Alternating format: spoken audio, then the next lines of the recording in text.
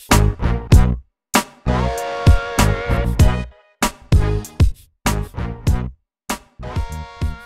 bien, bonjour, je suis David Guillochot, j'anime un cabinet de conseil en RH et en système d'information RH. J'appuie sur le bouton. C'est Julien Cotte qui a décidé de te nominer. J'ai cru percevoir une certaine complicité entre vous deux. Tu peux nous en dire plus? Alors, rien que du professionnel, d'abord, mais du professionnel qui est agréable, au sens où on a pu collaborer ensemble au tout début du digital RH dans les grandes entreprises.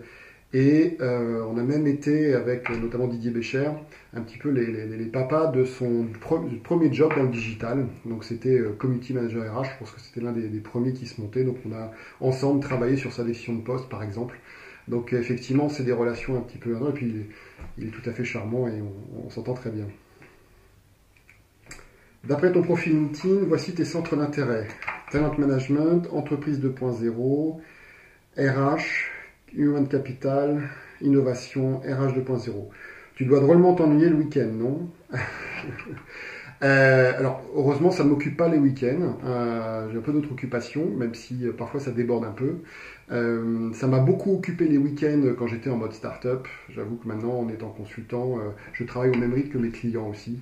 Non, non. Par contre, c'est clair que le temps passe beaucoup plus vite quand on fait quelque chose qui vous passionne que quand on fait quelque chose qui vous est imposé. Et cette liste-là, je m'y reconnais à la fois depuis, voilà, il y a presque 8 ans et aujourd'hui. Donc voilà, je suis totalement bien dans mes baskets. Raconte-nous ton pire rendez-vous avec un client ou un prospect.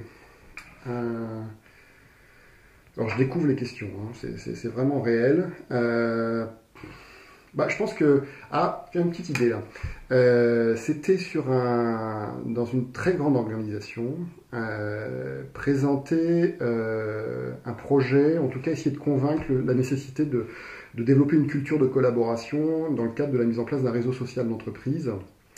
Et dans la salle, il y avait deux types de personnes. Il y avait vraiment des managers assez importants, donc qui avaient, comme moi, passé la quarantaine, et deux personnes qui me semblaient plutôt des chefs de projet un peu plus juniors du côté client. Et j'ai voulu utiliser de manière un petit peu tactique ces personnes qui me semblaient plus être de la génération Y pour justement avoir un peu d'appui sur des choses un petit peu plus disruptives que je voulais proposer.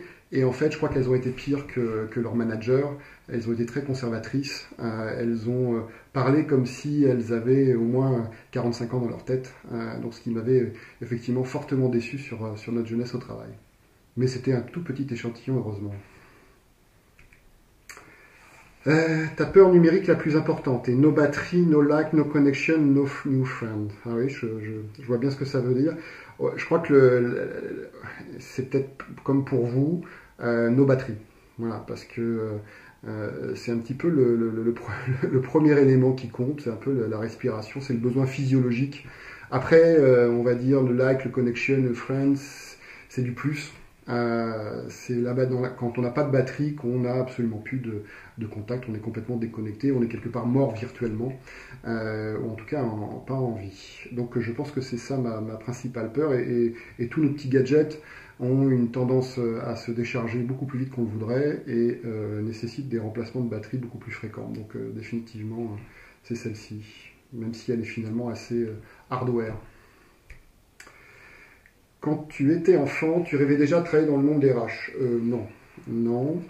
Non, quand j'étais enfant, je pense que je rêvais pas à grand chose d'autre que, j'imagine, si je me souviens bien, faire du sport ou en tout cas, je me projetais pas dans le monde professionnel. C'est un peu plus tard, quand j'étais étudiant à la fac, où j'ai tout de suite voulu, effectivement, et assez tôt, devenir consultant, donc en créant une junior entreprise et en faisant des prestations de services de type conseil, en n'étant pas obligé de le faire.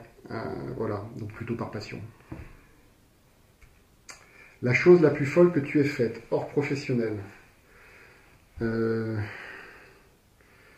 plus folle qui puisse se dire pour ma réputation numérique.